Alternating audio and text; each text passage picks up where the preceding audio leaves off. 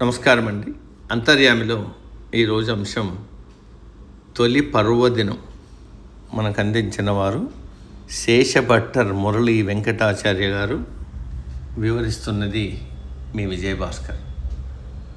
కాల పురుషుడైన శ్రీ మహావిష్ణువు దక్షిణాయనం ప్రారంభమైన ఆషాఢ శుద్ధ ఏకాదశి నుంచి కార్తీక శుద్ధ ఏకాదశి వరకు యోగ నిద్రలో ఉంటారు. ఈ ప్రారంభ దినాన్ని తొలి ఏకాదశి, శయన ఏకాదశి, దేవశయన ఏకాదశిగా పిలుస్తారు. తొలి ఏకాదశి ప్రాశస్త్యాన్ని పద్మపురాణం వివరిస్తుంది. ఈరోజు తులసి దళాలతో ఏకాదశ వ్రతం చేసి ఉపవాస దీక్ష ఆచరించడం ఆనవాయితీ. ఉపవాసం అంటే భగవంతుడికి దగ్గరగా భక్తితో ఉండడమే. సంవత్సరంలో మొత్తం 24 ఏకాదశులు వస్తాయి. ప్రతి ఏకాదశికి ప్రత్యేకత ఉన్నా తొలి ఏకాదశి మాత్రం విశేష ప్రాధాన్యం కలిగిన పర్వదినం.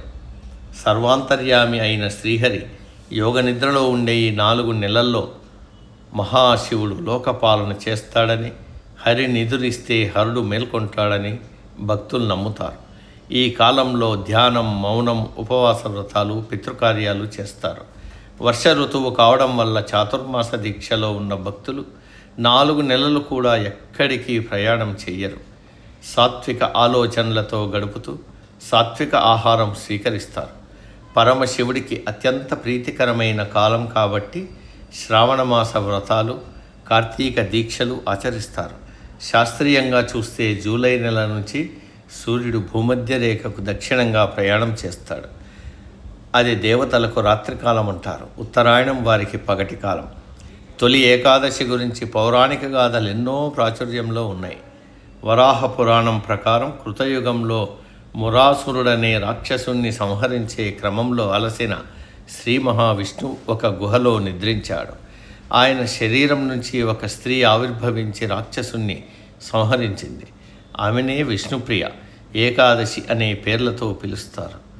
ఆమె తన పేరిట ఒక తిథి ఏర్పడాలని, ఆ రోజున దైవస్మరణలో గడిపిన వారికి సద్గతులు ప్రాప్తించాలని ప్రార్థించగా శ్రీహరి వరమిచ్చాడట.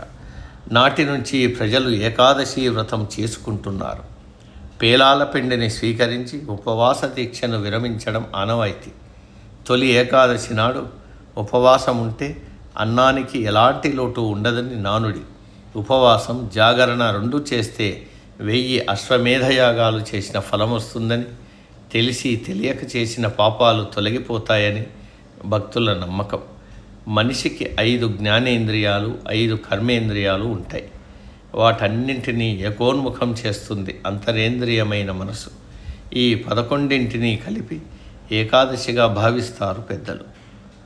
మనిషిలోని దుర్మార్గపు ఆలోచనలకు, హింసాత్మక ప్రవృత్తికి ప్రతీకే మురాసురుడు. ఉపవాస దీక్షతో ఏకాదశిని మనలోనికి ఆహ్వానించడం ద్వారా చెడును జయించాలి. చాతుర్మాసం పాడి పంటలు శోభిల్లే తొలికాలం కూడా. అందరికీ మంచి జరగాలని ఆకాంక్షిస్తూ చేసుకునే మొదటి పండుగ ఈ ఏకాదశి. సర్వే జన సుఖినో భవంతు.